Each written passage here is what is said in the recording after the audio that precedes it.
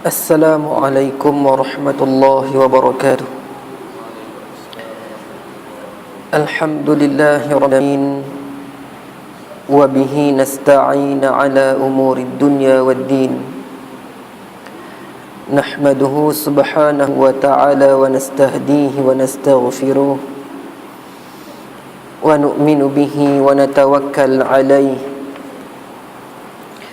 wa na'udzu billahi min shururi anfusina min sayyiati a'malina innahu man yahdihillahu fala mudilla lahu wa man yudlilhu fala hadiya lahu.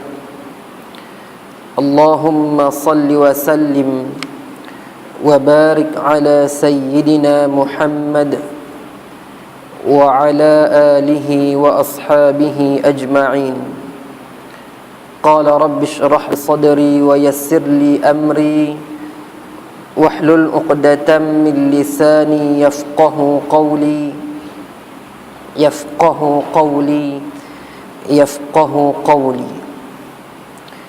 Allahumma ya muallima Ibrahim al-hikmah 'allimna wa ya mufahhima Sulaiman fahimna, amma ba'd. Tuan-tuan dan puan-puan muslimin dan muslimat yang dirahmati Allah, anjakan yang ke-9 dalam PPPM 2013-2026, iaitulah sarana ibu bapa yang mungkin tuan-tuan juga sentiasa dengar di sekolah. Bila mai mesyuarat PIBG, guru besar bangkit bercakap, pengurusi PIBG pun bercakap, cikgu-cikgu dia dekat jiran-jiran pun duk bercakap. Tetapi perlu kita faham, ianya juga perlu dibawa dalam surau, masjid dan sebagainya, memberi faham kepada seluruh waris yang ada untuk terus istiqamah menjadi share partner ataupun rakan kongsi dalam sistem pembelajaran anak-anak kita. Bila dalam PPPM ni dia tak sebut persekolahan, dia sebut pembelajaran. Beza pembelajaran dengan persekolahan. Bila kata persekolahan, dia hanya belajar di sekolah. Tapi bila kata pembelajaran, di mana-mana tempat pun dia boleh jana pemikiran dia untuk pembelajaran. Di sekolah, baik di rumah, di mana-mana saja dia berada, di masjid ataupun di surau, semuanya memberikan pelajaran untuk anak-anak kita. Apatah lagi kita jugalah sama-sama berkongsi, belajar ilmu yang kita tahu dan kita tak tahu. Tuan-tuan dan puan-puan muslimin dan muslimat sekalian, apa yang saya nak sampaikan sedikit pada malam ni berkaitan dengan sokongan tuan-tuan dan puan-puan pada anak-anak tuan-tuan untuk meneruskan pembelajaran mereka. Bagi ibu dan bapa, perlu ada dorongan, galakan kepada mereka. Di sekolah, guru-guru bantu untuk menjana potensi mereka dari segi rohaninya, jasmaninya, emosinya dan sebagainya, intelektualnya. Dia perlu diteruskan di rumah. Maka dalam PPPM disebutkan ibu bapa antara perkara yang boleh dibantu selain daripada bantu di sekolah, iaitulah adanya komunikasi yang berkesan dan juga interaksi sosial dengan anak-anak di rumah. Makan bersama, berbual berkaitan dengan pembelajaran mereka bersama, kawal emosi mereka. Kadang-kadang ada yang takut nak pergi sekolah, kadang-kadang ada yang terlampau dah rasa boring sangat nak pergi sekolah, bagi semangat balik pada mereka. Kita kawal emosi mereka untuk meneruskan pembelajaran mereka. Di samping kita juga membantu pihak sekolah untuk memberikan idea-idea yang kita ada. Hari ni mak-mak dan pak-pak hari ni semua idea banyak. Maka bantu juga pihak sekolah dalam apa jua bidang yang kita pakar, supaya ianya pembelajaran itu berjalan lancar di rumah dan juga di sekolah dan di mana-mana saja. Sebab hari ini kita tengok anak-anak hari ini, kalau kita dah nampak dia okey, kita jangan yakin selagi kita tak uji mereka. Balik ke rumah, tanya anak-anak yang balik ke rumah tu, tanya apa yang dia belajar. apa yang dia faham daripada ilmu dia. Tak kira lah ilmu agama ke, apa saja yang kita nak tanya, tanyalah. Dalam hal akademik dan kokurikulum dan sebagainya, tanya. Lebih-lebih lagi lah persoalan berkaitan dengan agama. Kita kena cek balik apa yang anak kita faham daripada apa yang dia belajar di sekolah. Sebab hari ni ramai anak-anak kita yang terpelajar. Dia boleh hafal ilmu dia, dia boleh jawab skor dalam peperiksaan, dia dapat A dan sebagainya. Kita rasa seronok dan kita bangga. Tapi apa yang kurang ialah tidak ramai yang terdidik. Terpelajar itu ramai, A-nya banyak, dia atas sijil, tapi yang kata terdidik, terdidik ni maksud dia apa? Dia menerima ilmu dan ilmu itu mampu untuk merubah sikap dia.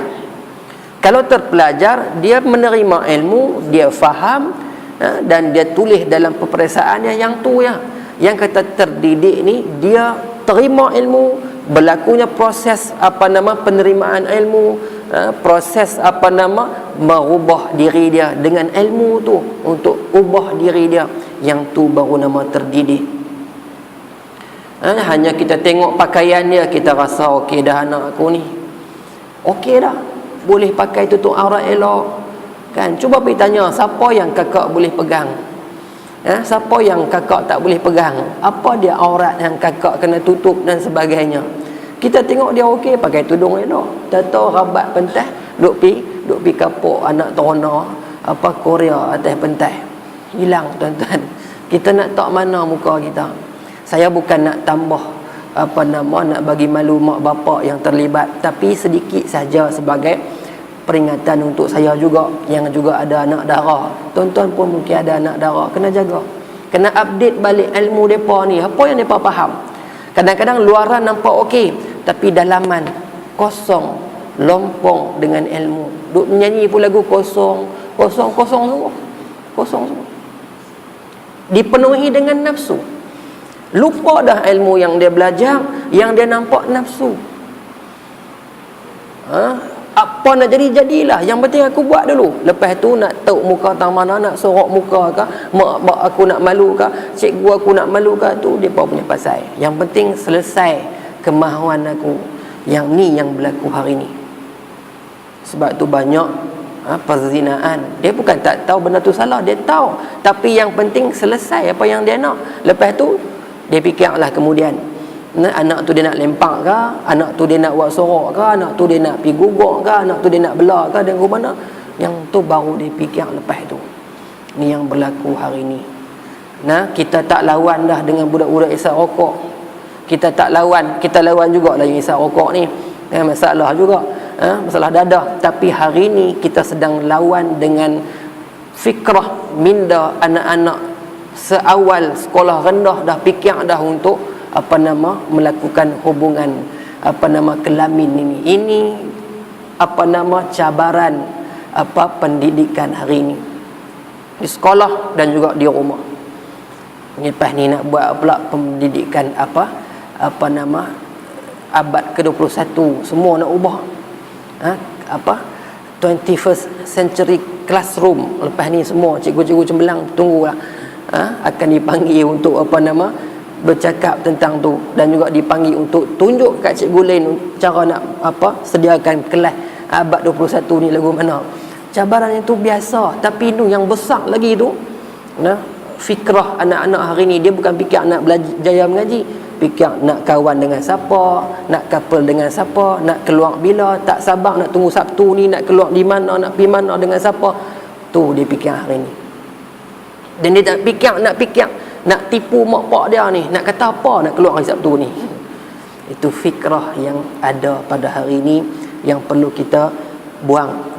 Sebagai mak dan bapa, sebagai share partner pada pendidikan di sekolah ni juga perlu kita bantu sama-sama lah, di cikgu, di bidang kerohaniannya, kaunselor dan sebagainya, mak bapak di rumahnya, jangan tinggal mereka. Tanya, update ilmu mereka, apa betul apa yang mereka tak faham, perelok apa yang mereka dah faham, dan tambah ilmu mungkin mereka yang tak jelas dan keliru apa yang mereka belajar di sekolah. InsyaAllah gabungan yang kuat itu mak bapak dan cikgu, insya-Allah pembelajaran mereka, sistem pendidikan kita hari ini, boleh bantu mereka lah jadi orang yang berjaya, insya-Allah. Itu sedikitlah untuk disampaikan pada malam ni, sempena tahun pembukaan pembelajaran tahun 2015. Orang tak panggil persekolahan lah. Kita panggil pembelajaran, insya-Allah. Bagi orang yang meneliti PPPM ni, dia kata tak panggil tahun persekolahan, panggil tahun pembelajaran, insya-Allah. Dari situ sudah bawa tanda yang kata anak kita ni tang mana pun sesuai untuk jadi tempat pembelajaran dia. Di rumah memang dia akan tengok perangai kita, proses pembelajaran dia. Insya-Allah, bantulah mereka dengan benda-benda yang baik. Insya-Allah hari ini kita akan tengok peperangan Bani Nadir.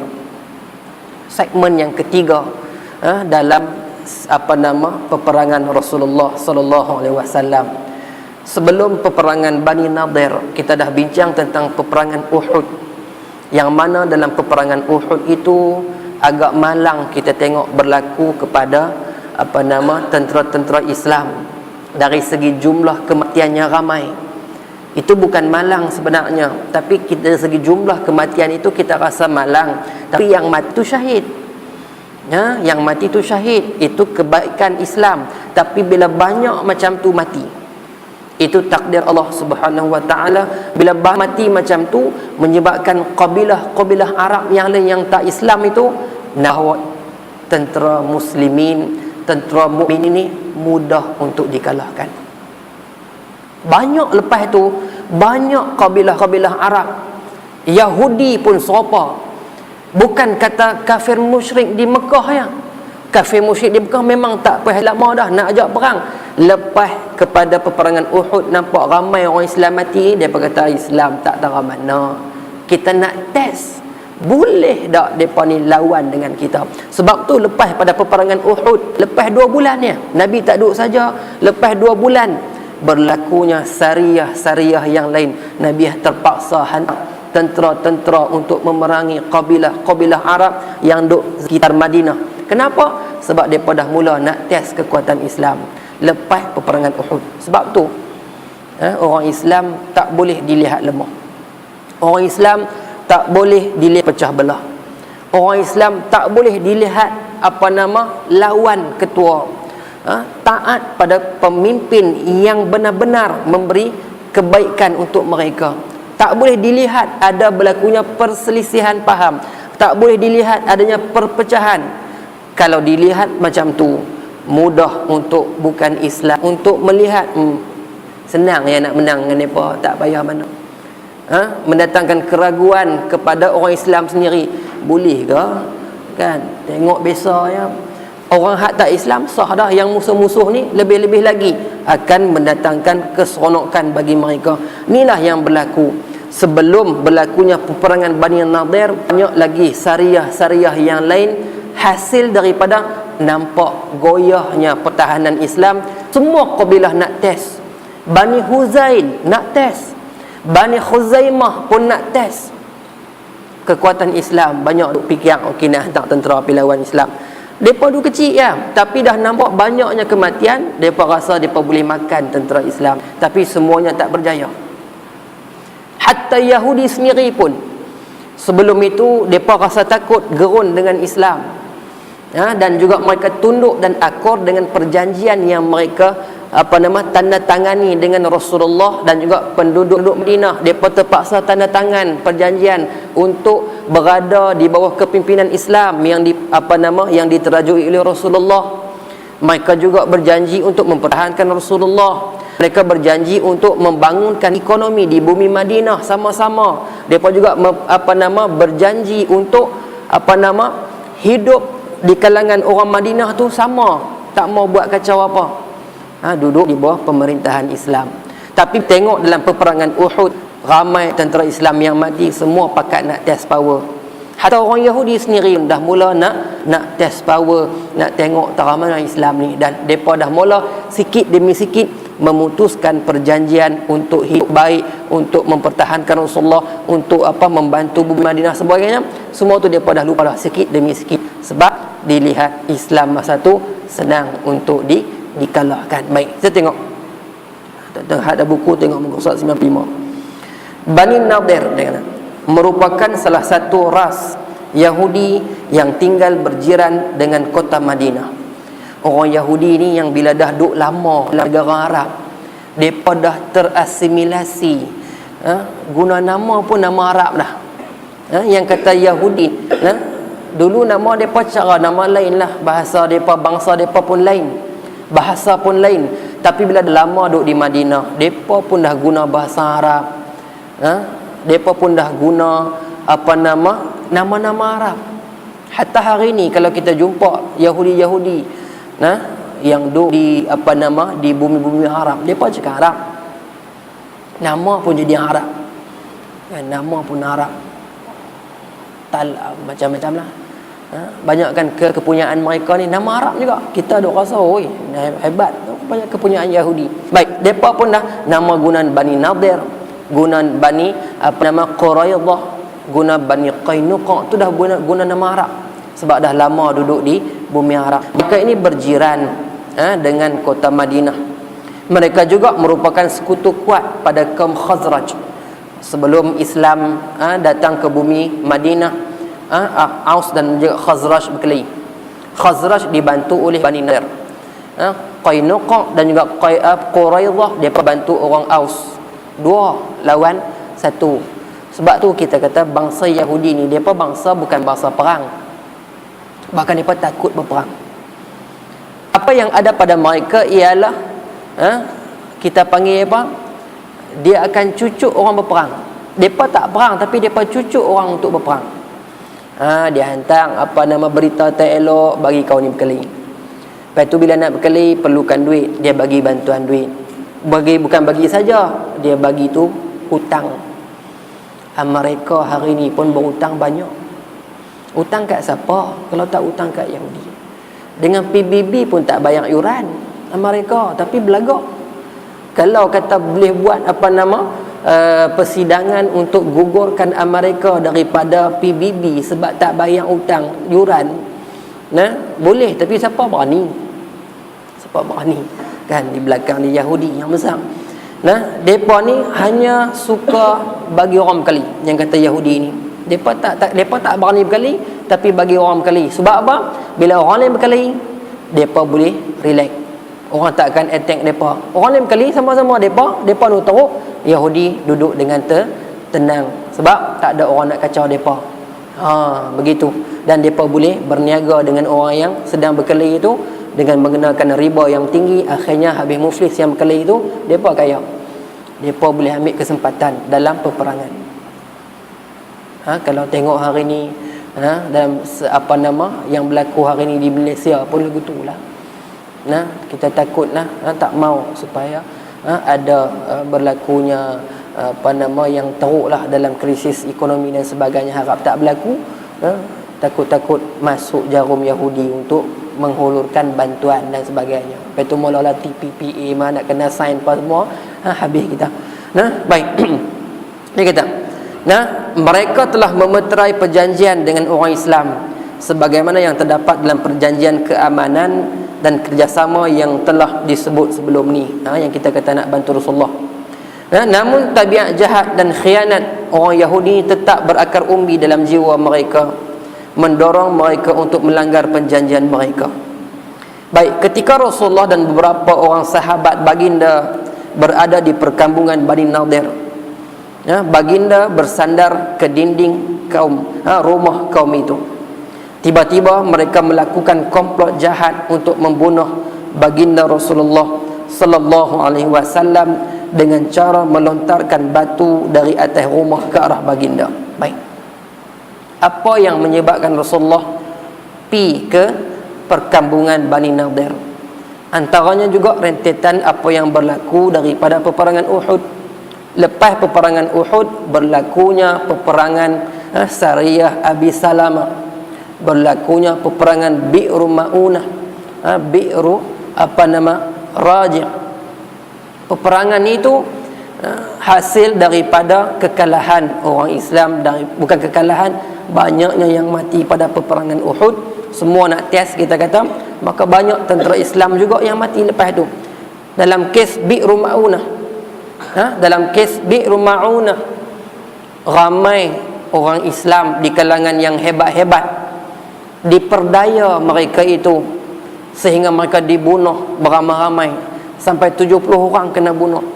Kenapa? Orang mai minta kat Rasulullah supaya dihantar perutusan, dihantar utusan kepada kaum mereka, kononnya mereka nak beriman pada Allah. Tu mereka buat tipu daya lagu tu. Maka Nabi hantar sahabat baginda untuk jadi guru-guru di kalangan mereka. Akhirnya yang pi tu dibunuh semuanya. Kena bunuh. Dalam tu ada yang terselamat. Ada yang terselamat, antaranya Umayyah Ad-Dumairi terselamat. Selamat, baliklah nak ke Madinah. Bila nak balik dia berehat di satu bawah pohon tamar, tidur sat. Tengah duk tidur itu mai 2 orang daripada Bani Kilab yang depa ni mengikat perjanjian dengan Rasulullah, perdamaian dengan Rasulullah. Tapi Umayyah ni, Usamah, kalau Umayyah saya tak pasti, dia dalam keadaan geram, dah kena tipu dengan geng-geng hak yang minta utusan kepada Rasulullah. Tiba-tiba mai 2 orang itu, dia tak periksa dah siapa dia. Dia bunuh 2 orang tu. Sedangkan 2 orang tu daripada Bani Kilab yang mengikat perjanjian dengan Rasulullah. Maka kesalahan dia itu perlu ditebus dengan pampasan, kena bayar. Maka Rasulullah mengutip duit pampas untuk diberi, duk kutip lah dekat semua orang-orang Madinah, dan juga sesiapa sahaja yang memeterai perjanjian dengan Rasulullah, semua kena bayar untuk pampasan yang berlaku tu. Termasuk yang kena bayar adalah orang Yahudi. Mereka ni mengikat perjanjian dengan Rasulullah, maka apa yang berlaku pada orang Madinah, mereka terlibat sama. Kalau Madinah kena bayar pampasan, mereka pun kena bayar pampasan sama. Maka Rasulullah pergi ke perkampungan Bani Nadir ni nak minta pampasan tu. Dalam nak minta pampasan, dia kata tak apa, kami nak bagi. Tapi tengah nak bagi tu, dia pergi bincang. My idea ni, Nabi dah masuk kampung kita, apa tidaknya kita ambil kesempatan ni untuk bunuh dia. Tu dia. Sebab apa? Dah nampak dah lemah semua tani, bagi ruang untuk dia bunuh Rasulullah. Buat komplot, naik seorang daripada atas, lempak batu, ada kata lempak lesung atas kepala Nabi. Sampai tak tu mereka dah mula rasa tak entang dah dengan Rasulullah. Yang sebelum ni mereka cukup kagum, sebelum ni mereka cukup takut, tiba-tiba mai rasa tak takut. Sebab dah tengok dah yang berlaku di peperangan Uhud tu, ya sikitnya, tapi dah habis, dah hilang. Orang hilang rasa gerun pada Islam masa tu. Baik, itu ujian Allah pada masa tu untuk kita ambil iktibar. Jangan jadi macam tu lagi dah. Baik, sebelum dia perbuat lagu tu, Allah dah bagi perkhabaran pada Rasulullah sallallahu alaihi wasallam. Baginda yang duk bersandar ke dinding rumah tadi ni, tiba-tiba depa nak melakukan komplot jahat untuk membunuh Rasulullah. Baginda sallallahu alaihi wasallam mengetahuinya, lantas bingkas bangun dengan segera, seolah-olah mempunyai satu keperluan. Baginda menuju ke Madinah, diikuti oleh para sahabatnya. Nabi balik terus. Bila dapat tahu ada orang nak bunuh Nabi, yang akan naik atas rumah, lempak batu ke atas kepala Nabi di atas tu, Nabi terus bangkit balik terus. Tak ada nak ambil duit pun. Yang kata nak ambil pampasan tu, tak ada nak ambil, terus balik. Dan balik itu balik untuk hantar tentera mai perang dengan orang Bani Nadir. Sebab dia dah mula membelot, dah mula ada ada komplot untuk bunuh Rasulullah, satu benda yang cukup besar. Nabi hantar Muhammad bin Maslamah sebagai seorang ketua untuk bagi kata dua kepada orang Bani Nadir ni, Yahudi ni. Apa dia kata? Kamu telah cuba belot, jangan lagi tinggal bersama-sama dengan kami di sini, dalam negara Madinah ini. Maka Nabi kata, sebut pada Muhammad bin Maslamah, kata kat mereka, kamu hendaklah keluar daripada negara aku, jangan kamu tinggal bersama-sama aku di sini. kamu telah cuba belot. Kemudian baginda Rasulullah sallallahu alaihi wasallam memberi tempoh kepada mereka selama 10 hari untuk mereka keluar daripada perkampungan Bani Nadir itu. 10 hari bagi tempoh untuk keluar. Dan keluar tu pilih keluar, bawalah apa yang boleh bawa. Keluar dan bawalah apa yang boleh bawa. Bukan suruh keluar lagu tu saja. Keluar, ambil, bawalah apa yang boleh bawa. Ada binatang, bawa pergi binatang. Ada harta, bawa pilih harta. Ini satu tempoh yang Nabi bagi. Dan Bani Nadir bila dah tahu macam tu, mereka mengaku salah di atas pembelotan mereka. Memang mereka bersiap-siap untuk keluar daripada perkampungan Bani Nadir itu. Tapi satu yang menyebabkan mereka tak jadi nak keluar. Tadi memang nak keluar sangat dah. Bila Nabi hantar utusan bagi kata dua untuk mereka keluar sebab mereka dah belot, dan mereka pun teringat perjanjian mereka dengan Nabi untuk mempertahankan Rasulullah, tiba-tiba berlaku pembelotan nak bunuh pula Nabi, maka mereka akor untuk keluar daripada perkampungan itu. Dalam keadaan nak bersedia nak keluar itu, Abdullah bin Ubay bin Salul, ini watak yang selalu kita dengar. Peperangan Badar pun dia juga memainkan peranan untuk merosak, pecah belah agama tentera Islam. Uhud pun dia ketua, yang menyebabkan 300 orang patah balik. Abdullah bin Ubay bin Salul. Dan dalam peperangan Bani Nadir ni juga, dia juga antara orang yang buat masalah besar. Dia kata apa? Tak perlu, tak payah keluar. Sebagai seorang ketua munafik ni, dia hantar pula utusan dia. Melalui utusan tu dia larang orang Yahudi Bani Quraidah ni keluar, dan dia memberikan janjian untuk menghantar lebih daripada 2,000 orang tentera untuk membantu mereka lawan Rasulullah dan juga tentera-tentera Islam. Orang munafik ni lagi, dia tak mati, umur dia panjang, sampai akhirnya Allah tunjuk kematian dia bagaimana. Rasulullah nak ajak kita nak interaksi dengan orang munafik ni lagu mana, nanti kita jumpa. Baik, dia kata nak hantar 2,000 orang tentera untuk membantu mereka untuk mempertahankan orang Yahudi Bani Nadir ini supaya jangan keluar. Kalau mereka main nak lawan, kami akan bantu, kami akan pertahankan kamu. Kami tak kira siapa yang main tu, Rasulullah ke, sahabat-sahabat dia ke, yang main tu kami tak kira. Kami akan bantu kamu. Kami bukan nak support mereka, tapi kami nak lawan mereka. Hak tadi takut nak keluar, tiba-tiba datang kekuatan. Dengan dijanjian 2,000 orang tentera, dia kata boleh makan geng Rasulullah ni. Hari itu pun mereka mati ramai, hak ni pun boleh makan juga. Rasa hilang takut dah. Hilang takut. Maka mereka ubah fikiran daripada keluar, maka mereka bertahan di halaman mereka, dan juga mereka buat kubu. Dan mereka juga menghantar utusan pada Rasulullah. Huyai bin Akhtab, ketua Bani Nadir, dia hantar utusan pada Rasulullah. Dia sebut kata, kami tidak akan keluar daripada kampung halaman kami, buatlah apa yang kamu mau. Ni kata pula kan Nabi. Kalau tadi Nabi bagi tempoh 10 hari, ni depa pula jawab, kami tak akan keluar, buat apa yang kamu mau, kami tak heran. Sebab apa? Duk fikir nanti Abdullah bin Ubay bin Salul akan hantar 2,000 orang tentera untuk bantu depa. Tu dia. Baik, maka sahabat Nabi memerintahkan para sahabat untuk keluar memerangi mereka. Bila dah bagi tempoh pun tak mau keluar, hantar pula utusan kata tak mau keluar, dan kami tak akan pergi mana, nak buat apa buatlah, kami sanggup, kami boleh lawan. Maka Nabi hantar tentera untuk memerangi mereka. Panji-panji itu baginda beri dibawa oleh Ali bin Abi Talib. Maka Yahudi bila nampak tentera Islam, depa yang berkubu dalam rumah, yang buat yang buat benteng dan sebagainya, mula mendatangkan ancaman kepada tentera-tentera Islam. Depa merejam anak panah dan batu ke arah tentera Islam.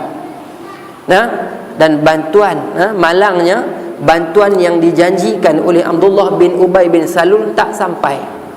Tu yang kata nak hantar 2,000 tu, seorang pun tak mai. Itu dia yang kata orang munafik ini, dia hanya berjanji di mulutnya. Seorang pun tak mai nak bantu depa. Menyebabkan akhirnya depa kena kepung dengan tentera Islam. Dan Rasulullah SAW memerintahkan supaya pohon-pohon kurma, ladang-ladang mereka itu ditebang. Satu benda, keputusan yang sebelum ini tak pernah dibuat oleh Rasulullah.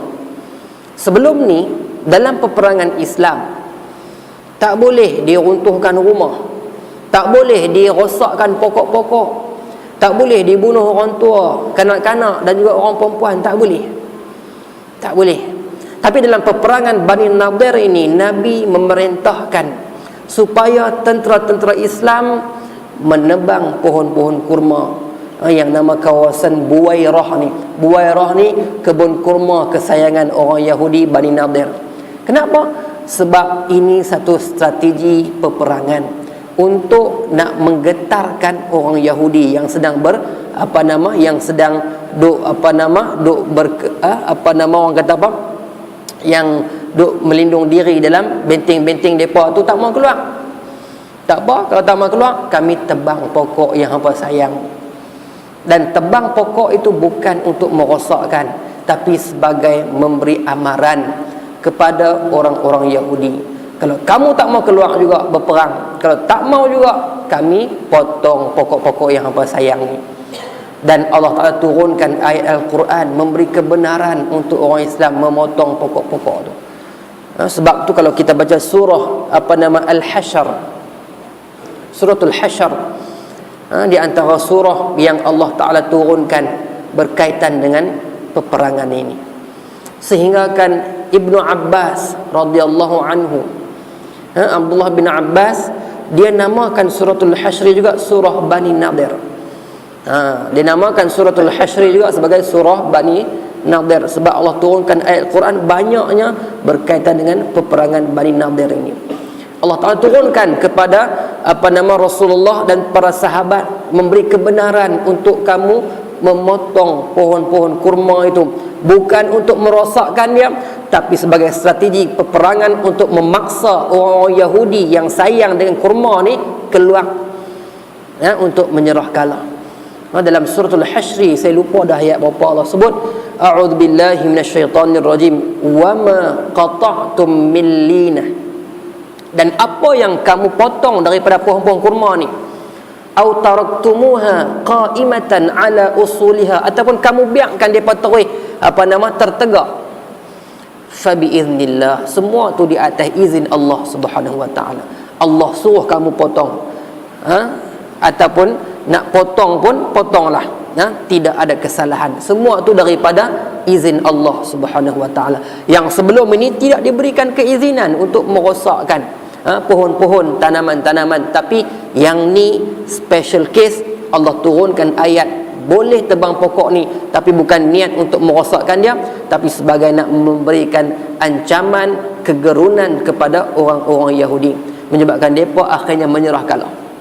Yahudi tengok tentera Islam potong pokok kurma yang mereka dah rasa kalah. Sebab itu pokok yang mereka sayang, itu sumber pendapatan mereka. Dah tebang, nak ada apa lagi dah. Akhirnya mereka menyerah kalah. Maka dia sebut, hantar utusan pula, kata, maka pada ketika itu mereka kata, kami akan keluar daripada negeri kamu.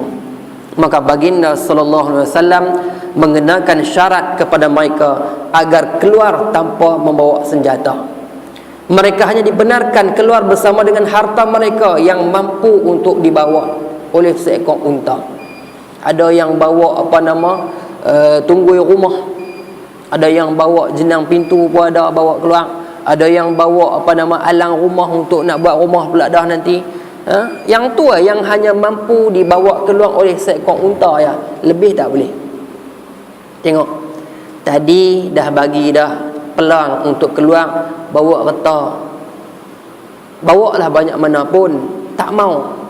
Akhirnya bila berlaku macam tu, Nabi kata okey, hampa nak keluar, pergi keluar dengan hanya bawa harta yang boleh dibawa oleh seekor unta ya.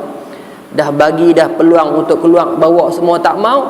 Ni peluang hanya diberikan sekali. Kali ni keluar boleh, tapi bawa harta dengan hanya dimuat oleh seekor unta saja, tanpa senjata. Nah, dan baginda juga menjamin darah mereka akan terpelihara. Maksudnya tak berlaku pun peperangan, tak ada pun seorang di kalangan Bani Nadir Yahudi ni yang mati. Tu kata dah, depa bukannya berani perang pun, depa takut berperang. Hanya depa provoke orang yang bagi berkeli ya.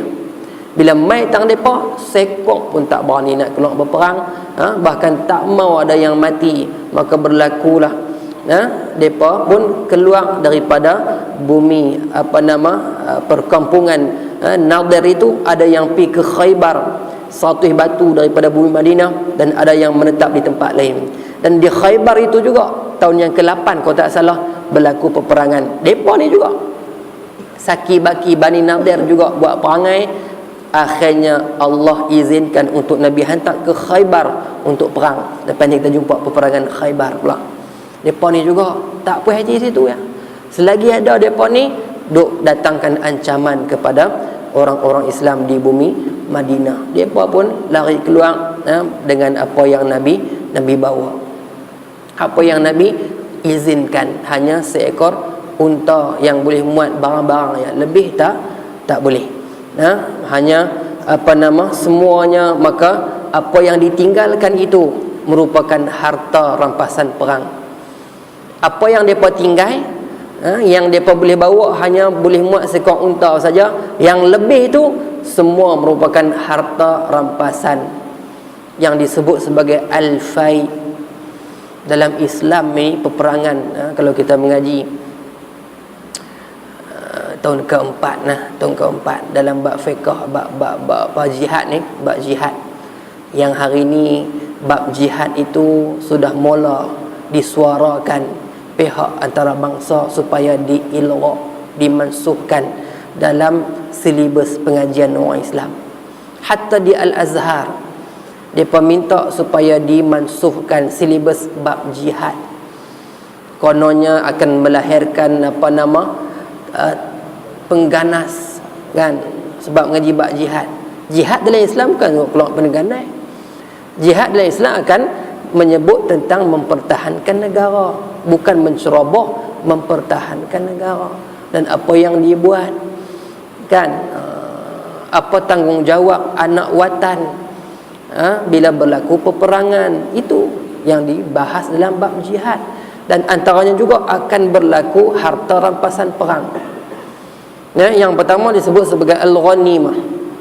Ghanimah ni harta yang diperolehi daripada peperangan yang berlaku, yang meletusnya peperangan, yang ditinggalkan itu nama dia ghanimah. Dan dia diberi secara 5 bahagian. Menurut mazhab Imam Syafi'i, diberi secara 5 bahagian. Khumus, arba'atu akhmas untuk siapa, khumus untuk siapa, khumus untuk maslahah Allah dan Rasulnya, ini untuk maslahah Islam. Yang 4/5 lagi diberikan kepada lil muslimin yang keluar perang. Yang kata ghanimah, dia harta rampasan perang, hasil dari peperangan yang berlaku, apa yang ditinggalkan itu, maka itu merupakan ghanimah. Adapun al-fai, yang kata fai itu harta rampasan perang juga, tapi hasil daripada peperangan yang tak berlaku peperangan. Depa ditinggalkan macam tu ya. Macam mana Bani Nadir ni tak berlaku perang pun, depa lari macam tu saja, tinggal harta, maka diambil harta itu walau tanpa berlakunya peperangan. Maka dalam mazhab Syafi'i, al-fai dengan al-ghanimah, walaupun dari segi istilahnya tak sama. Ghanimah berlaku peperangan, al-fai tak berlaku peperangan, tapi dua-dua tetap sebagai harta rampasan perang, dan dua-dua itu dibahagi cara yang sama. Jadi al-fai itu yang kata harta yang ditinggalkan oleh orang-orang Yahudi Bani Nadir ini, maka Nabi SAW membahagikan kepada kesemua orang-orang muhajirin yang awal. orang-orang muhajirin yang awal yang keluar berhijrah dengan Rasulullah yang susah dulu ni, ni tahun yang keempat hijrah. Sebab peperangan Bani Khaybar ini berlaku pada tahun yang keempat hijrah. Lepas 4 tahun itu Allah bagi balik, bayar balik pampasan kepada mereka. Apa yang mereka tinggal di bumi Mekah dulu ni, Allah bayar balik melalui harta rampasan perang. Dan mereka pun tak pernah bayang akan dapat kekayaan ini. Dapat tanah, dapat bahagian rumah, dapat bahagian binatang ternakan. Mereka pun tak pernah minta, tak pernah doa angan-angan pun bila pergi Madinah akan dapat kekayaan lagu tu, tak. Tapi ini kelebihan orang yang berjihad, yang berjuang di jalan Allah Ta'ala tanpa disangka-sangka Tuhan bagi kekayaan pada mereka. Orang yang berhijrah awal-awal dulu ni, yang sanggup tinggal harta, yang sanggup bersusah payah. Abi Salamah sendiri pun kena tinggal isteri, tinggal anak, yang kita panggil hijrah Abi Salamah kan. Sampai anak tu terkeluar tangan berebut dengan pak mentua dengan bisan dia. Pak dia dengan tok bisan berebut anak. Sebab dua-dua tu tak Islam. Orang kata Abi Abi Salamah nak keluar sangat hijrah, pi tinggal anak. Bila tinggal anak berebut pula sama-sama bisan. Pakai nak ambil putus jari, putus tangan. Pengorbanan kadang-kadang, dan Allah balas pengorbanan itu. Orang yang bermujahadah di jalan Allah Ta'ala, dia pun tak pernah minta tapi Allah bagi. Dan Nabi bahagikan harta-harta itu kepada orang yang muhajirin yang awal yang keluar berhijrah pada Rasulullah. Orang Ansar tak kata apa ke? Tak kata apa. Dan Nabi juga bagi kepada 2 orang Ansar yang namanya Abi Dujanah. Dia juga dapat. Sebab apa? Sebab terlalu fakir. Mereka ni miskin sungguh. Mereka ni sangat-sangat miskin. Maka Nabi bagi jugalah kepada 2 orang di kalangan orang Ansar. Kita nampak hal lain tak dapat ke? Dah, orang Ansar mereka dapat pada peperangan apa? Peperangan Hunain. Lepas pembukaan kota Mekah, peperangan Hunain lagi banyak harta. Satu bukitnya penuh dengan kambing biri-biri itu, semua Nabi bagi kat orang Ansar. Ada tak Nabi bagi dekat orang yang baru masuk Islam, orang Mekah. Ansar tak dapat apa juga. Tak dapat apa juga. Sehingga ada yang mengadu, kami ni nak dapat apa ya Rasulullah? Kami dapat apa? Semua hari itu pun bagi dekat orang muhajirin. Bukan mereka tak puas hati, cuma nak mendapatkan penjelasan. Orang Ansar ni mereka tak kira. Sebab mereka dah, Allah sebut dah, walladzina tabawwa'ud dar wal imana min qablihim yuhibbuna man hajara ilaihim wala yajiduna fi sudurihim hajatan mimma utu wa yu'thiruna ala anfusihim walau kana bihim khassasah. Ini perangai orang Ansar. Mereka ni sangat sayang jamaah Islam yang mai berhijrah ke bumi mereka. Siapa dia? Orang muhajirin yang mai ke bumi Madinah. Disayangi oleh orang Ansar, bantu mereka bagi ini, bagi ini. Dan mereka ni bila mereka bagi sikit pun tak mau minta balik, takkan ungkit. Dan mereka juga disebut ada perangai ithar, sangat mementingkan hak-hak keduniaan. Hak-hak keduniaan ni bagilah pada orang lain. Kami nak hak-hak akhirat. Isar jangan salah bagi tafsiran. Ada orang kata isar ni mengutamakan orang lain. Nampak macam tepat, nampak betul tapi tak tepat. Isar ni mengutamakan orang lain dalam hal-hal dunia. Dalam hal akhirat dah kita kena berlomba-lomba mendapatkan kebaikan. Isar dalam makna kata hal dunia. Bab kata kekayaan tak apalah. Kami dapat sikit, bagi kat hamba banyak pun tak apa. Yang penting kami pulun hak akhirat. Sama yang kita duduk sembahyang di soft kita ni. Apalah aku isarkan hang pila ambil pahala soft depan. Kan? Padahal yang duduk soft depan tu pahala banyak. Tak apa, aku bagi kat hang lah. Dalam hal akhirat kita kena berlumba untuk dapat, tapi hal dunia tak apa, kita boleh utamakan orang lain dulu. Ni panggil orang Ansar. Nabi tak bagi kat depa dalam peperangan ni, bagi kat Muhajirin. Peperangan lain pun Nabi bagi kat hak mula-mula masuk, hak yang baru masuk Islam di kalangan penduduk Mekah. Abu Sufyan tu pak mentua Nabi yang mengikut dia masuk Islam, Nabi bagi harta banyak. Maka depa menuntut penjelasan pada Rasulullah kenapa diberikan pada mereka. Bukan tak puas hati, maka Nabi beri penjelasan. Adakah kamu tidak rasa beruntung? Depa orang Mekah balik dengan harta kekayaan, dan kamu orang Madinah, kamu tak balik dengan kosong, kamu balik dengan aku. Mana paling mahal? Kambing satu bukit, satu gunung dengan tubuh badan Rasulullah, mana paling mahal? Nabi tanya lagu tu ya kat depa, teriak habis. Depa seronok balik dengan harta, kamu balik dengan Rasulullah tak seronok kah? Adakah harta tu lebih kamu utama daripada Rasulullah?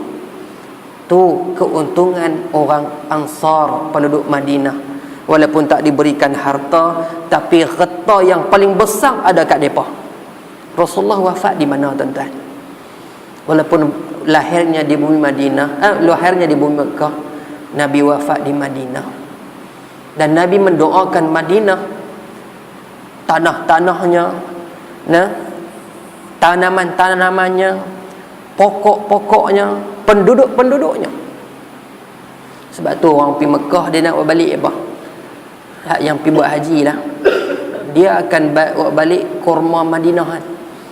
Takkan nak balik kurma lain kat sini pun banyak kan, buat apa balik banyak-banyak kan. Nak balik kurma biasa mai balik kepiah Cina punya, jubah pun Cina buat, tapi kurma Cina tak boleh buat. Kalau kurma Madinah, Nabi doakan dia, yang tu yang utama kalau nak makan pun. Nak balik bagi adik-beradik rasa hak tu lah. Nak beli kurma hak mai keluar pada Tunisia, Yusuf Tayyub pun banyak, pak penat buat balik kan. Ada orang kan, dia kata aku tak beli kurma tahun ni, saat ni aku pergi beli kat Yusuf Tayyub, balik jamu depa. Buat balik hak Madinah tu. Hak Madinah ni menarik ke tak menarik lagu tu lah, dia besar, dia keras. Ada hak kekeras tu Madinah. Ada hak lembut buat ada, tapi selalu orang beli hak kekeras, orang tak apa nak makan. Betul tak? Kurma keras tak mau, dia ambil hak yang lembut-lembut. Padahal hak keras tu Madinah punya. Yang didoakan oleh Rasulullah dengan keberkatan. Itu dia keuntungan orang Ansar. Mereka balik dengan bersama dengan Rasulullah, harta yang tidak boleh nak diukur dan nak dinilai dengan harta dunia. Walaupun orang lain buat balik harta banyak, nak kambingnya, rumahnya, tanahnya, tapi Rasulullah lebih bernilai daripada tu. Tak boleh bertikai dah. Bahkan mereka lepas dengar penjelasan itu rasa lebih seronok berbanding orang-orang yang buat balik kambing, yang bawa balik harta, tanah dan sebagainya. Kita kalau tanyalah antara Rasulullah dengan harta emas, hak mana kita mau? Kan? Mereka duk taklid lagu lagu hak yang nyanyi tu, diberi emas dan permata, dia kata dipilih senyuman marka dia lagi. Dia kata tak ke bodoh, orang nak bagi emas pilih senyuman marka kan. Lagu apa? Zaman saya sekolah dulu, sekolah rendah dulu ni, darjah 4 dulu ni, kalau diberi emas kan dan permata kan, dipilih senyuman marka dia, tu apa tak cerdik kan. Tapi kalau diberi pilih antara harta dunia dengan Rasulullah, mana kita nak pilih? Itulah yang situasi berlaku pada orang-orang Ansar, di mana orang Mekah balik bawa harta, orang Muhajirin pun banyak dengan harta, mereka balik dengan Rasulullah sallallahu alaihi wasallam. Itu yang paling utama. Bila dengar penjelasan itu, mereka lebih seronok bahawa itulah harta yang tak boleh nak dinilai. Tuan-tuan dan puan-puan, muslimin dan muslimat sekalian, selesai perbahasan berkenaan dengan peperangan Bani Nadir.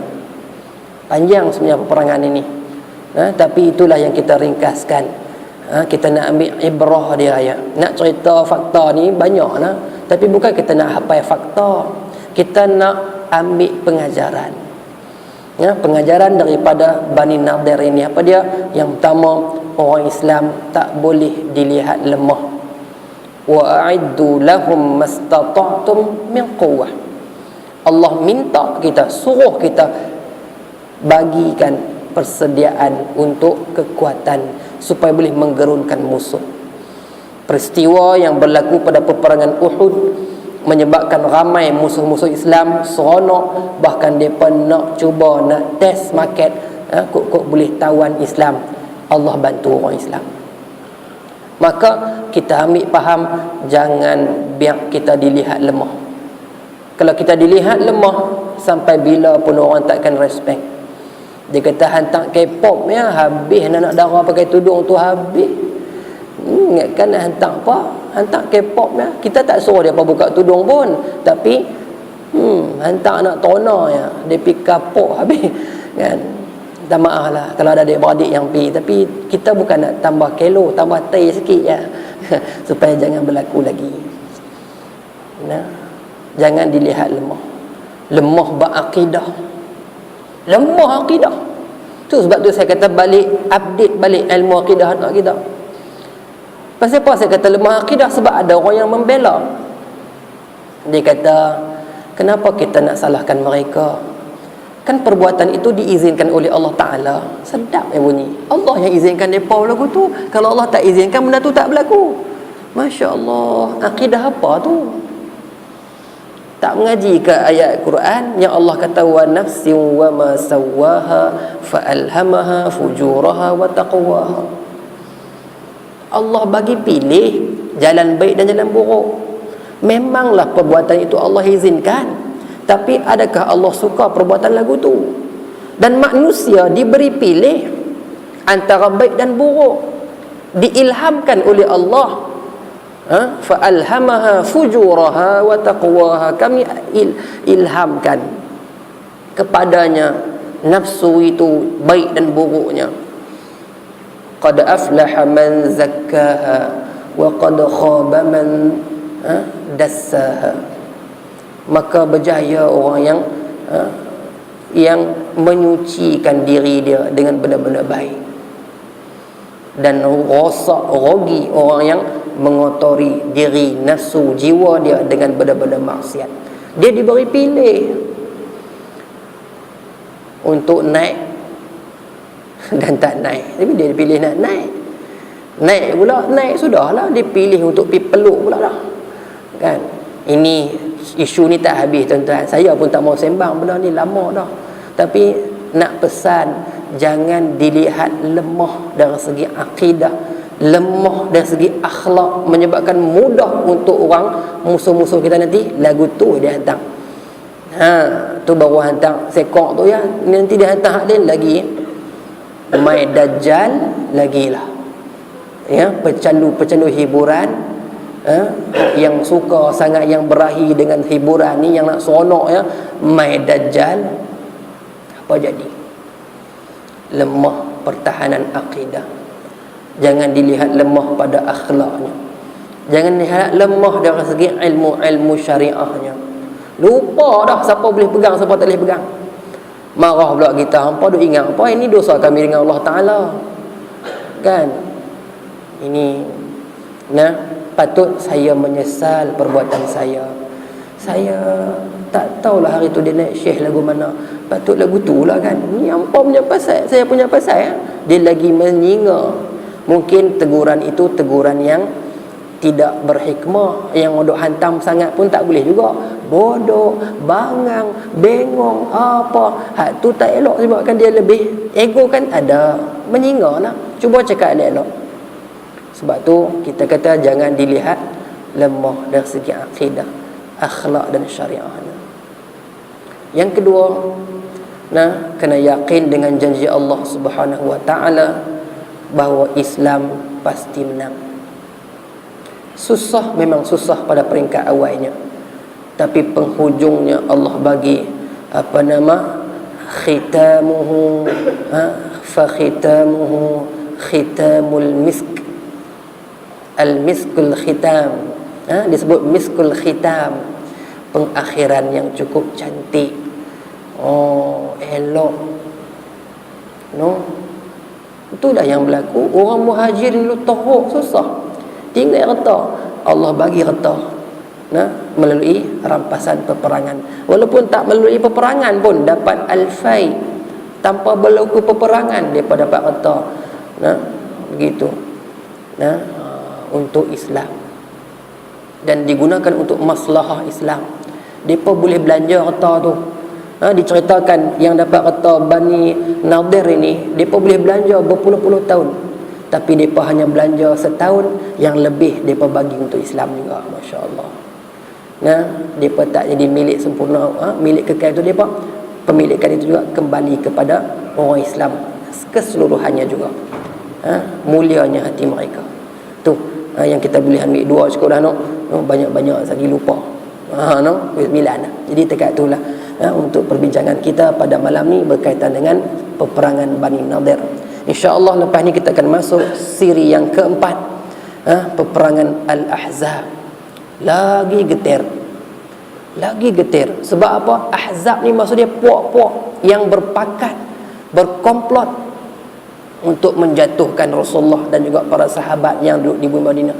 Dan komplot itu komplot melibatkan puluhan ribu tentera yang duduk keliling Madinah. Mekahnya yang duduk sebelah ni, belah barat, belah timur, belah utara, semua berkomplot nak serang Madinah. Lagi dahsyat, melibatkan tentera yang paling ramai pada ketika itu, untuk peperangan Al-Ahzab. InsyaAllah kita akan jumpa lah kalau ada rezeki perjumpaan. Saya tak berani janji tiap-tiap bulan boleh main kan. Macam tuan-tuan tengok 2 bulan tak main, dia main pula. Sampai orang pun, dia ni betul ke nak main ni, betul ke nak main kan. Kesian dekat penganjur kan, tu garu kepala. InsyaAllah lah, kalau tak ada apa main, hari ni boleh main, pasal tak pergi mana. Kalau kena pergi tang lain, bukan pergi ceramah lah, pergi kerja mana kan. Saya kalau ada time kuliah tak akan pergi mana-mana lah, kan main kuliah lah. Tapi kalau terpaksa pergi juga kerja mana-mana, terpaksa. Ada hari tak sihat kan. Ni minggu ni baru baik sihat, baru baik demam lah ni. Baru mula kuliah bulan 1 ni, baru mula 2 kuliah. Hari Senin lepas dengan hari ni. Maklum semua tak pergi. Bagi orang lain pergi. Masjid-masjid sorang lah, masjid ni tak pergi. Cakap pun tak ada angin. Ni ada angin sikit lagi. Alhamdulillah. Minta maaf banyak lah saya tak janji nak boleh main tiap bulan sebab kita ni lemah kita ni. Tapi insya-Allah ada kelebihan Allah bagi, kita boleh main untuk sambung bacaan kita. Tak boleh main terus, tuan-tuan cari ustaz lain. So baca Ghazwatul Ahzab, kami cemuh yang ustaz tu apalah. Tuan-tuan ada satu tempat garang.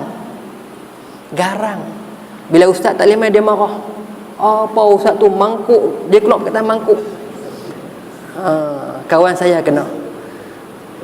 Saja nak kata bila bagi tahu kan, dia telefon ustaz boleh main nak ganti kuliah. Pasal apa? Tahu ustaz tu mangkuk betul abang lambat. Kami pun nak cari, dia kata mangkuk kau ustaz. Aduh. Tapi kita faham orang belah Tanjung memang bahasa lagu tu lah, bahasa depa bercakap. Cara dia cakap dengan kawan dia lah. Kita pun kalau cakap dengan kawan kita lagu tu juga kan. Dia pun buat cakap dengan macam tu. Sebab kawan saya cerdik, saya pun tak berani pi. Sekali lagi saya tak pi, hampa kata mangkuk kat saya pula kan. Jadi dia terasa jugalah, tak boleh. Mintalah elok-elok kan. Dan juga peringatan pada guru-guru kita jugalah, kalau tak boleh main abang awai kan, abang awai supaya senang orang nak ganti tu ya. Saya tak apa, tak risau, sini taman ni banyak ustaz boleh ganti saya kan. Jadi tak apa kan, insya-Allah lah. Tu sikit lah saja nak ambil masa sikit kan. Dah lah jarang-jarang main, nak berhenti awal kan. Sikitlah untuk ni sekadar apa nama interaksi kita lah, taklah nampak serius sangat insya-Allah. Dekat tu dulu minta maaf banyak lah. Yang baik dari Allah Subhanahu wa taala, yang lemah yang kurang saya mohon ampun kepadanya. Astaghfirullahalazim, astaghfirullahalazim, astaghfirullahalazim. Minta maaf pada tuan-tuan sekalian kalau ada yang tak kenal, tuan-tuan sama-sama boleh tengok insya-Allah. A'udzubillahi minasyaitonirrajim. Bismillahirrahmanirrahim. Alhamdulillahirabbil alamin. Wassalatu wassalamu ala sayyidil mursalin sayyidina wa maulana Muhammadin al-amin wa ala alihi wa ashabihi ajma'in. Allahumma anfa'na bima 'allamtana wa 'allimna ma yanfa'una. Ya Allah, ya Tuhan kami mohon padamu ya Allah, Berilah manfaat di atas apa yang telah Engkau ajarkan kepada kami. Juga kami mohon padamu ya Allah, ajarkanlah kepada kami apa saja yang beri manfaat kepada kami dunia sampai akhirat. Rabbana atina fid dunya hasanah wa fil akhirati hasanatan wa qina adzaban nar. Wa sallallahu wa sallama ala sayyidina Muhammadin wa ala alihi wa ashabihi ajma'in. Walhamdulillahirabbil alamin. Aqulu qawli hadha wa astaghfirullah li wa lakum. Wassalamu alaikum warahmatullahi wabarakatuh.